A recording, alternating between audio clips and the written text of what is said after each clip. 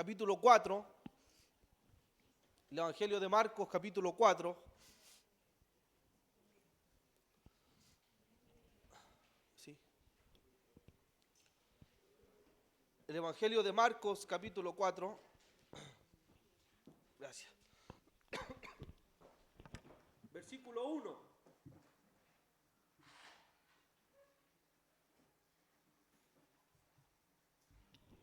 Ahí sí. Perdón, mis hermanos, un poquito congestionado. El Evangelio de Marcos, capítulo 4, versículo 1. ¿Ya? Dice así en el nombre del Señor, en Nueva Traducción Viviente. Una vez más, Jesús comenzó a enseñar a la orilla del lago. ¿Qué comenzó a hacer el Señor? Enseñar. Pronto se reunió una gran multitud alrededor de él, así que entró en una barca. Luego se sentó en la barca mientras que toda la gente permanecía en la orilla. Les enseñaba por medio de historias que contaba en forma de parábola, como la siguiente. Escuchen, decía el Señor, un agricultor salió a sembrar. A medida que esparcía la semilla por el campo, algunas cayeron sobre el camino y los pájaros vinieron y se las comieron. Otras cayeron en tierra poco profunda, en roca debajo de ella. Las semillas germinaron con rapidez porque la tierra era poco profunda. Pero pronto las plantas se marchitaron bajo el calor del sol y, como no tenía raíces profundas, murieron. Otras semillas cayeron entre espinos, los cuales crecieron y ahogaron los brotes. Así que esos brotes no produjeron grano. Pero otras semillas cayeron en tierra fértil y germinaron y crecieron. Y produjeron una cosecha que fue 30, 60 y hasta 100 veces más numerosa de lo que se había sembrado. Luego les dijo, el que tenga oídos para oír, escuche y entienda. ¿Ya? Esta parábola es conocida como la parábola del sembrador. ¿Ya? La parábola del sembrador. ¿Qué es una parábola? ¿A qué se refiere la parábola? No como dice el salmito, la parabólica, no, es la parábola. ¿Ya? La parábola. ¿Qué es la parábola? Una parábola es una palabra compuesta, una preposición, ya que significa para, es aliado o al lado de, ¿cierto? De allí vienen muchas palabras como paramédico, ¿cierto? Paramédico, el que acompaña. Paracletos, ¿cierto? El Espíritu Santo, el que acompaña. El para, en griego, siempre es el que está al lado. Y el verbo balo, que es bola, parábola, es arrojar o comparar. O sea, la palabra parábola significa una comparación de algo que está al lado. ¿Ya? Las parábolas eran utilizadas principalmente por Jesús, para poder enseñar y comparar. Si se dan cuenta, siempre en las parábolas del Señor, Él dice, ¿con qué compararemos el reino? ¿Cierto? Podemos esto compararlo con lo siguiente. Compararemos, ¿cierto?, a este hombre con esto. Entonces, las parábolas eran un lenguaje popular que usaba el Señor. El Señor era especialista en enseñar parábolas. Él nos enseñaba grandes, ¿cierto?, con gran lenguaje rimbombante para que la gente le aplaudiera. Él enseñaba con el lenguaje popular para que el pueblo le pudiese entender. ¿Se dan cuenta? Si a veces los pastores complicamos el mensaje, pero el Señor es clarito en su enseñanza. Él enseñaba en parábola. Si se dan cuenta, en el versículo 1 dice que la gente empezó a agolparse. ¿Dónde estaba el Señor? A la orilla de un lago, ¿cierto? Estaba a la orilla de un lago y comenzó a llegar mucha gente. Entonces a los discípulos les enseñaba también, por misterio, les enseñaba a través, ¿cierto?, de diferentes enseñanzas, de manera repetitiva, lo que se llama, ¿cierto?, es pregunta-respuesta. Siempre el Señor le enseñaba a los discípulos en pregunta-respuesta. ¿Qué dice la gente que soy yo? ¿Qué pensáis vosotros? ¿Cierto? Son maneras de enseñar que tenía el Señor. Ahora, ¿con qué compararemos el reino de Dios? O sea, Jesús era muy didáctico. Si nosotros lo comparáramos hoy día, sería el Señor un excelente profesor, porque enseñaría, ¿cierto?, adecuándose al contexto de las personas. No daba, ¿cierto?, palabras tan extravagantes para enseñar. Ahora, esta parábola, por lo tanto, compara, ¿cierto?, el reino de Dios con la siembra. Esta parábola del sembrador, una figura que un judío iba a poder comprender claramente. ¿Se dan cuenta? Iba a poder entender claramente a un judío cuando el Señor le hablaba de la agricultura, porque Galilea, ¿cierto?, estaba rodeado de mar, de lagos, y ellos trabajaban principalmente en la agricultura. Ahora, esta parábola nos enseña a nosotros que el ser humano tiene un corazón distinto, que el ser humano puede percibir la palabra de diferentes maneras. De hecho, por eso el sermón de hoy día le he denominado el terreno de nuestro corazón, ¿cierto? ¿Cómo es precisamente nuestro corazón? ¿Cómo está nuestro corazón para percibir la palabra del Señor? Y si nosotros comparáramos lo que Jesús enseñaba con lo que hoy día nosotros vivimos, nos damos cuenta que la iglesia ha oído y escuchado diferentes mensajes. Estamos acostumbrados a oír diferentes mensajes cada sábado, cada día. Los escuchamos. Escuchamos cada palabra que sale desde este púlpito. Escuchamos cada enseñanza, ¿cierto?, que nosotros damos o los diferentes hermanos dan. Pero la pregunta es, ¿cómo estamos nosotros atesorando la palabra que es lanzada por el Señor? ¿Estamos hoy día tomándole la seriedad que corresponde al mensaje del Evangelio? Porque el Señor compara el reino precisamente con la siembra. Porque puede ser, hermanos, quizás acá no pasa, pero que como algunos llevamos varios años en el Evangelio, creemos que nada nuevo podemos escuchar. Creemos que ya todo lo hemos aprendido, que ya no necesito seguir escuchando, porque ya he oído todo. He pasado por seminarios, he pasado por los discipulados, 1, 2, 3, 4, 5, he pasado por los diferentes pasos para lograr esto, y puedo creer, ¿cierto?, que ya la palabra va y viene, pero necesitamos repensar nuestra vida con el Señor. Necesitamos repensar nuestro cristianismo, nuestra vida en Cristo.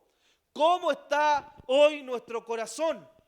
Porque puede ser también que estamos sentados acá en una iglesia, pero con el corazón completamente endurecido, con el corazón completamente, ¿cierto?, cerrado a la palabra del Señor. Puede ser que estemos hoy acá, pero nuestra mente esté en otro lado. Que nuestra mente esté pensando en lo que tengo que hacer mañana, que tengo que hacer el lunes, que este proyecto, que esto otro, que tengo que volver a trabajar. Porque nos puede pasar que nuestro corazón poco a poco se va cerrando a recibir la palabra del Señor. Pero hoy día, más que nunca, la iglesia necesita, hermanos queridos, poder considerar la palabra como guía en nuestra vida. Considerar la palabra del Señor como lo más valioso que nosotros podemos tener. Si nuestro filtro para nuestras decisiones, para todo lo que nosotros hacemos, es precisamente la palabra. Aunque bajara algún ángel del cielo, dice Pablo en Gálatas, ¿cierto?, y les anunciare otro evangelio, sea ese como anatema. Porque algunos por allá pueden estar predicando otro evangelio. Y abrimos nuestro corazón a oír esa palabra. Amén. Entonces, ahora, ¿qué nos enseña esta parábola? Vamos a ver los 4 caminos, ya que el Señor nos ayuda acá a poder tener claridad. Miren, la primera parte es precisamente cuando la semilla cae en el camino. Vamos a la palabra, dice, versículo 1. Una vez más, Jesús comenzó a enseñar a la orilla del lago. Pronto se reunió una gran multitud. O sea, el Señor estaba enseñando, ¿cierto? Estaba allí enseñando la palabra y de repente llegó una multitud gigante.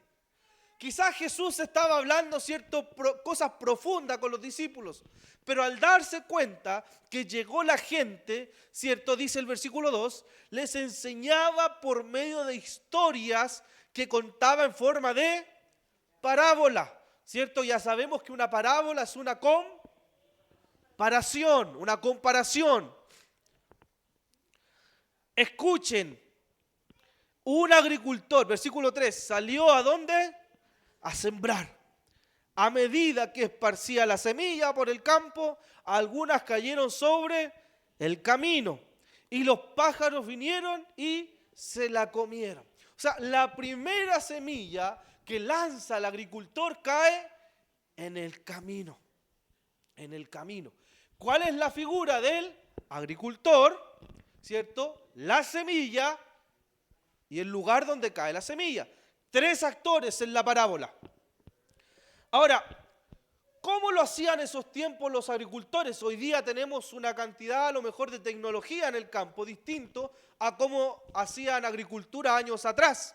Incluso en Chile, ¿cierto? O esta región, que es una región de mucha agricultura, el trabajo en el campo no es lo mismo hoy día que hace 50 años atrás, por ejemplo. Es totalmente diferente. Ahora, ¿cómo lo hacían los judíos en Palestina? El sembrador iba con la semilla en los bolsillos, ¿ya? Y no era un Levi's el que usaba el agricultor, ¿cierto? O un pantalón de buena marca. Ellos usaban pantalones de trabajo, no como ahora, sino que ellos también iban con la semilla en el bolsillo y la comenzaban a esparcir por el campo, ¿ya? Con la mano comenzaban a esparcir la semilla en el campo y tenía la tarea de que cada semilla pudiese caer en buena tierra. Ahora, ¿cuál era la función del agricultor? Que se dispersara de manera uniforme para maximizar el crecimiento. ¿Cuántos tienen experiencia en el campo? Algún papá, algún abuelito que trabajó en el campo, ¿cierto? ¿Y cuántas historias nacen de allí? De un trabajo muy sacrificado, ¿cierto? Un trabajo que es a todo sol, un trabajo que se tenía que hacer. O sea, pero ¿qué era lo primero que hacía el agricultor? Pasaba por el camino y lanzaba esta semilla. Por lo tanto, había semilla que sí o sí caía en el camino. ¿Ya? ¿Cuál era el problema de que la semilla cayera en el camino? Es que el camino es duro. No tiene raíz. Ni siquiera el camino alcanzaba para formar una raíz. ¿Se dan cuenta? O sea, cuando algo cae en algo duro, ¿cierto? No se alcanza ni siquiera a germinar, no alcanza a formarse la semilla. ¿Cómo lo explica el Señor esto? Marcos 4:15, miren, vamos a ir viendo del versículo 1, ¿cierto? En adelante, pero también Jesús explica esta parábola. Versículo 15, dice, las semillas que cayeron, ayúdenme ustedes a leer el 15. Versículo 15. Dice, las semillas que cayeron en el camino representan a los que oyen el mensaje, pero enseguida, ¿qué viene? Satanás y las quita. ¿Se dan cuenta? O sea, la semilla es lanzada, pero al caer en el camino vienen los pájaros, ¿cierto? O viene Satanás y la quita. O sea, es decir, cuando la palabra es lanzada, es anunciada, viene el enemigo y esa palabra no alcanza a germinar en el corazón de la gente, sino que lo quita de inmediato. ¿Pero por qué? ¿Cómo estaba el camino? duro. O sea, Satanás no viene y quita la palabra de cualquier persona. La quita cuando precisamente nuestro corazón se ha endurecido. ¿Se dan cuenta? O sea, el primer camino refleja el corazón de un cristiano que tiene el corazón duro, donde no quiere estar ahí. ¿Cuál es lo complejo? Que nosotros podemos tener un corazón duro. Podemos recibir la palabra y, como dice la mamá, entra por un oído y le sale por el otro. Puede ser.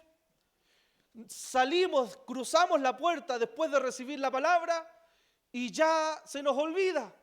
¿Por qué? Porque no vinimos a poner atención a la palabra. Vinimos a acordarnos de otras cosas. No guardamos nuestro corazón. Hermanos, mire, le quiero decir algo bien práctico. Si nosotros venimos el sábado a escuchar la palabra, debemos venir frescos para escuchar la palabra. Amén. Una buena ducha. Si le da sueño, duerma en la tarde, descanse, pero venga a escuchar la palabra con un corazón y una mente dispuesta. Amén. Eso es importante, prepararnos en temas prácticos. Apartemos el sábado, preparémonos desde temprano, que nada nos distraiga, ninguna preocupación, porque así va pasando sábado, sábado, sábado, y la palabra no va a germinar, porque van a venir las tinieblas y van a quitar esa palabra de nuestro corazón. Una de las grandes tragedias precisamente que dejó la pandemia en su momento es que muchas iglesias se cerraron porque no había fundamento en los hermanos. Pareciera ser que tenían el corazón duro. Si no venían al templo, no había palabra. Cerraron los templos y pareciera ser que se cerró el evangelio. Pero eso no nos puede pasar a nosotros. Que el Señor nos ayude a no tener un corazón duro. ¿Cómo está nuestro corazón? ¿Estamos siendo buena tierra o tenemos un terreno duro y que cuando la palabra cae en el camino, viene Satanás y quita la palabra?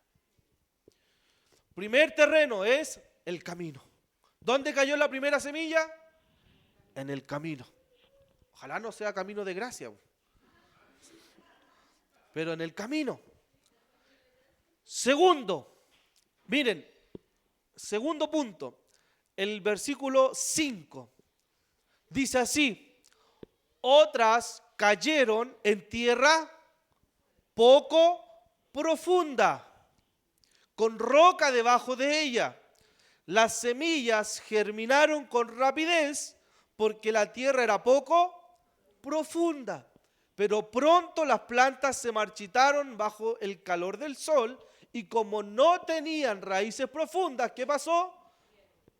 Murieron. O sea, en segundo lugar, el segundo punto, la semilla que es lanzada por el agricultor cae en pedregales, en piedra. Había un terreno también en Palestina, Jesús manejaba todo lo que era su cultura, por supuesto, que era rocoso. Ahora, no es que estuviera lleno de piedras, ¿cierto? Como nosotros imaginamos. Era más bien una capita de tierra que cubría con una lancha de roca caliza. Ya, o sea que era poquita tierra que había. Pero aún así, cuando se lanzaba la semilla, ¿cierto? Germinaba un poco, pero no tenía profundidad. ¿Se dan cuenta? O sea, pareciera ser que germinaba bien, pero no germinaba. O sea, gran parte de Galilea era así. Por lo tanto, las personas que escuchaban a Jesús sabían de lo que estaba hablando. Para ellos entendían de manera clara lo que el Señor estaba enseñando. Era un suelo superficial, contenía poco nutriente y humedad. Por lo tanto, el calor del sol, ¿qué hacía? Secaba la planta. ¿A cuántas mujeres les gustan las plantas? ¿O hombres que les gusten las plantas? De todas las plantas que tuvieron, ¿se le quemaron algunas? ¿Se le secaron por mucho sol? Sí, ¿cierto? Pasa. Cuando llega mucho sol, se seca. Ahora, ¿Cómo lo explicaba el Señor? Versículo 16.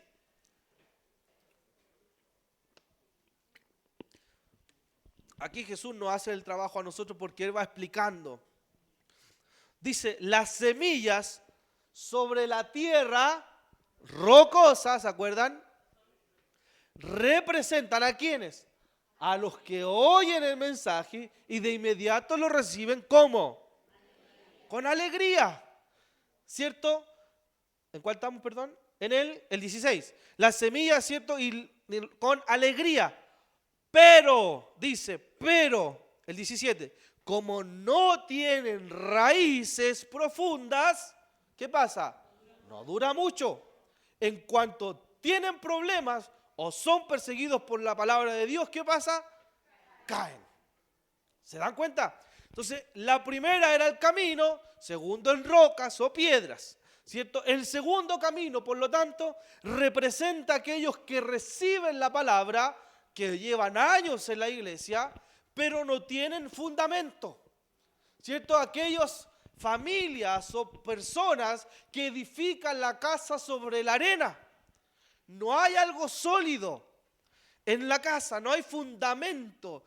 Este tipo de cristiano es el que puede participar en las diferentes actividades de la iglesia, en las diferentes actividades de la congregación local. Participa, anda en seminario de aquí, en seminario de allá, anda en un curso por aquí, un curso por allá, participa el sábado, las mujeres, los hombres, por si acaso, los jóvenes, en todo lugar. Pero ¿qué es lo que pasa? Que al primer problema abandonan al Señor, porque no hay fundamento. ¿Se dan cuenta? No hay raíces profundas. Las pruebas no las soportan. O sea, ¿cuál es el problema? Porque dice el Señor que la reciben con alegría la palabra. Yo puedo escuchar el mensaje y decir, el Señor me tocó, me ministró, me habló el Señor, me dijo palabra a mi vida que nadie sabía, pero salgo de esa puerta, llego a mi casa, aparece el primer problema y adiós, Señor. Se acaba el evangelio.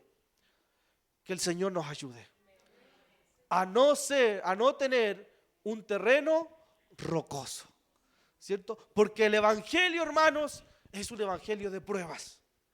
Si alguien te dijo cuando te predicó que el evangelio iban a ser puras alegrías, esa persona te mintió. Porque el evangelio, precisamente, estamos llenos de pruebas.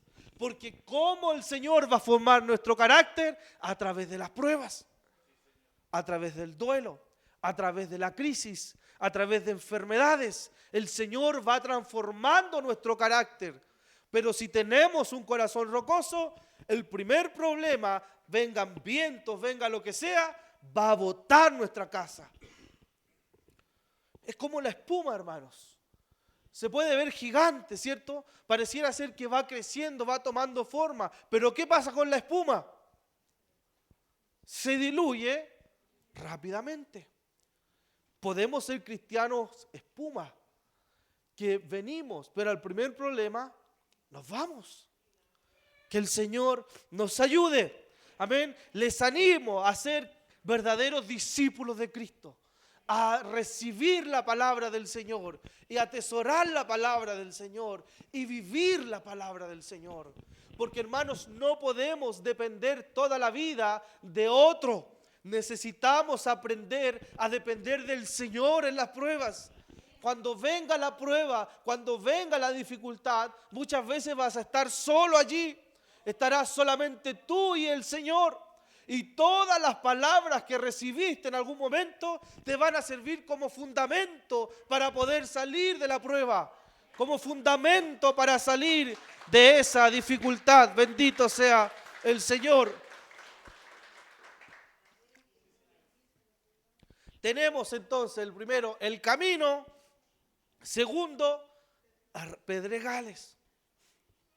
La tercera o el tercer terreno del que habla el Señor es sobre espinos.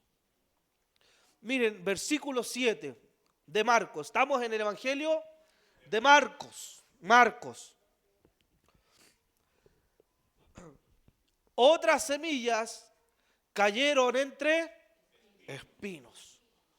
los cuales crecieron y ahogaron los brotes, así que esos brotes no produjeron en granos. También, hermanos queridos, había un terreno que estaba lleno de espinos. En sí los campesinos de Palestina, o los campesinos palestinos, eran medios perezosos en la época, no como los de ahora que son trabajadores. Los palestinos en sí eran medios perezosos. Cortaban lo que sobresalía de las malas plantas y a veces hasta quemaban lo de afuera y el campo pareciera ser que estaba limpio, pero las raíces seguían allí por debajo de la superficie. Y a su debido tiempo brotaban con toda fuerza, crecían con rapidez, pero ahogaban también la buena semilla. Ahogaban, el agricultor tiraba la semilla, pero crecía en medio de espinos, el espino crecía más grande, ¿y qué hacía con la semilla? La ahogaba. ¿Cómo lo explica el Señor? Vamos al versículo 18.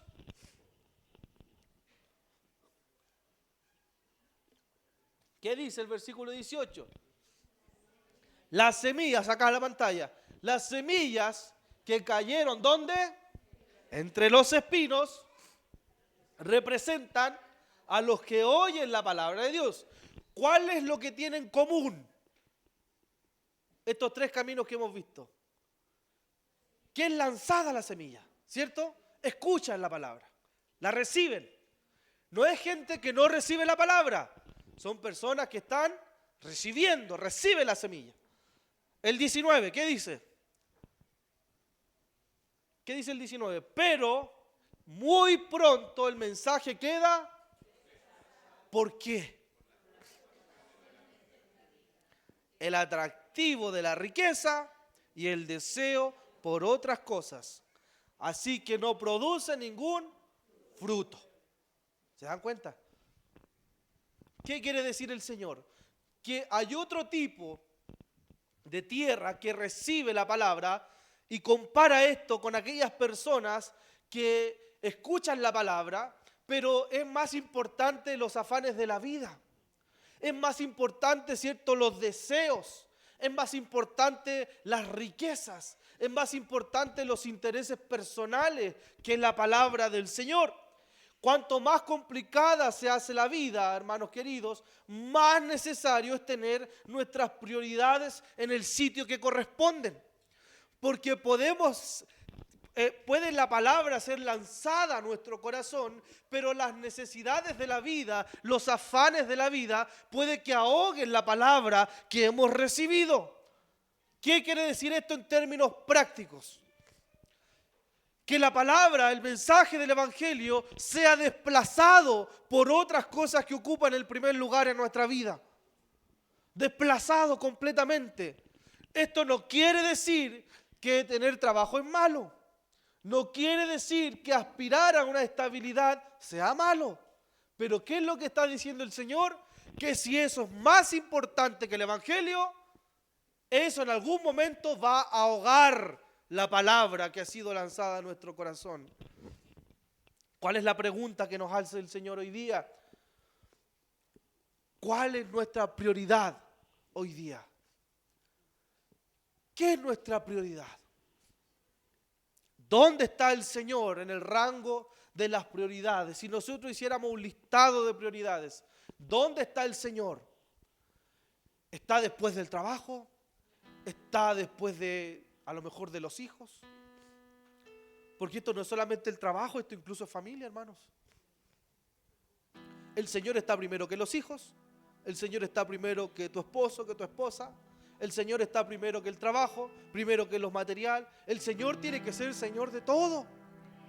Amén. Señor de todo. Pero ¿cuál es lo preocupante de esto? Que los afanes de la vida, puede ser que se nos pase la vida con los afanes, queriendo tener cierta estabilidad, pero dejamos al Señor trotando atrás mientras nosotros corremos a 100 kilómetros por hora. Mire, dice el apóstol Pablo, y nos aconseja Pablo en Filipenses 4:6. Dice, no se preocupen por nada. En otra versión dice, no os afanéis. No se afanen, dice Pablo, por nada. En cambio, oren por todo. Díganle a Dios lo que necesitan y denle gracias por todo lo que Él ha hecho. ¿Podemos darle gracias a Dios por todo lo que ha hecho? Y decir, Señor, no me preocupo por nada, sino más bien me ocupo en la oración. Me ocupo en conocerte cada día más, porque el resto vendrá por añadidura. Todo será añadido. Pero ¿qué es lo primero? Buscarlo a Él, buscar su reino, buscar lo que es prioritario en nuestra vida. Es lanzada la semilla, la recibimos, pero comenzamos a enredarnos en los negocios de la vida. El Evangelio de Lucas dice en esta parábola los placeres de la vida. La maleza hace que crezca y sobrepase el fruto y lo ahogue. ¿Cuántos espinos tenemos en nuestro corazón que tenemos que quitar de ahí? ¿Cuánta maleza hay en nosotros que tenemos que decirle al Señor que la saque en nuestro corazón? La mentira, el ego, negocios fraudulentos. El Señor nos ayude a ser hombres y mujeres íntegros en la palabra, a guardar nuestra santidad en los negocios, en el trabajo, en los estudios, a ser hombres y mujeres santos, que escuchemos la palabra y decir, Señor, he preparado esta tierra para ti, para recibirlo. Y la cuarta tierra, y con esto ya termino, versículo 8, miren. El versículo 8, Marcos 8. Si me ayudan a leerlo, lo leo yo. Dice, pero otras semillas cayeron en tierra fértil y germinaron y crecieron. 30, 60 de lo que se había sembrado. O sea, el cuarto terreno donde cayó la tierra, o sea, la semilla fue en una buena tierra. En una buena tierra.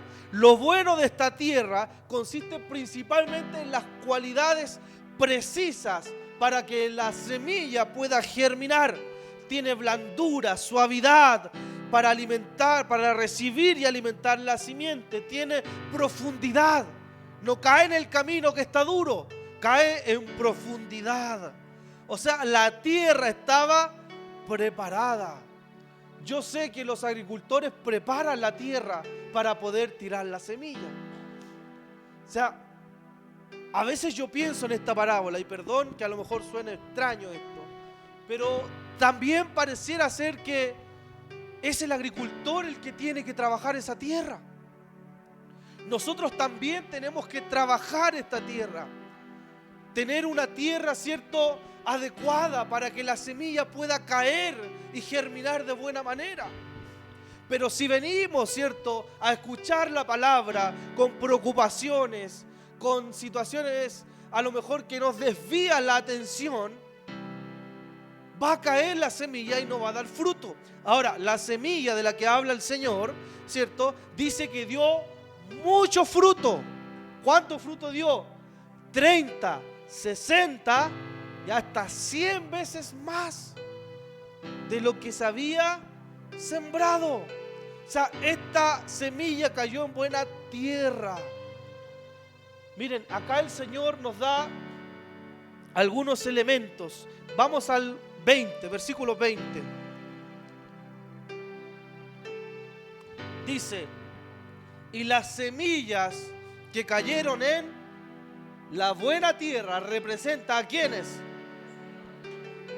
aceptan la palabra de Dios y producen una cosecha 30, 60 y hasta 100 veces más numerosa de lo que se había sembrado.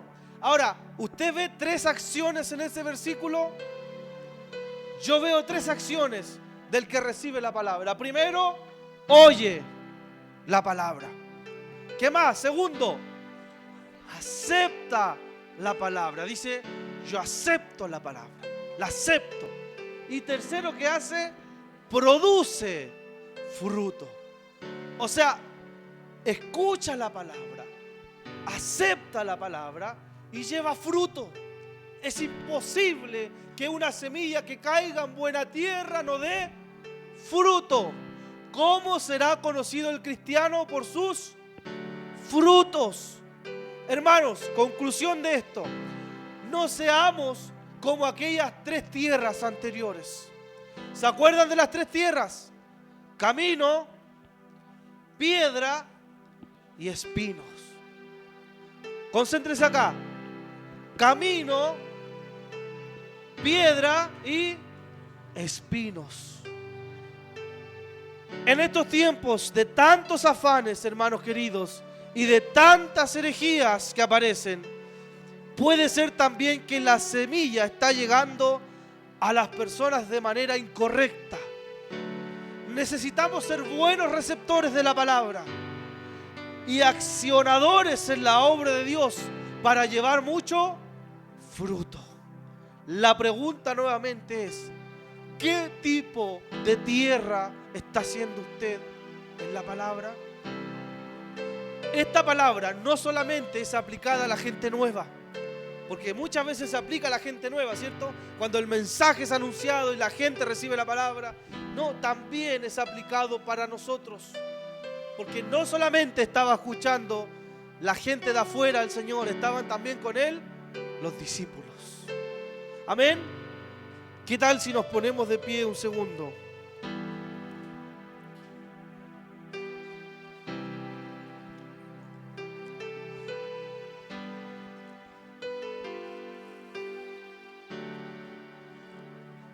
Y los quiero llamar a la reflexión hoy día.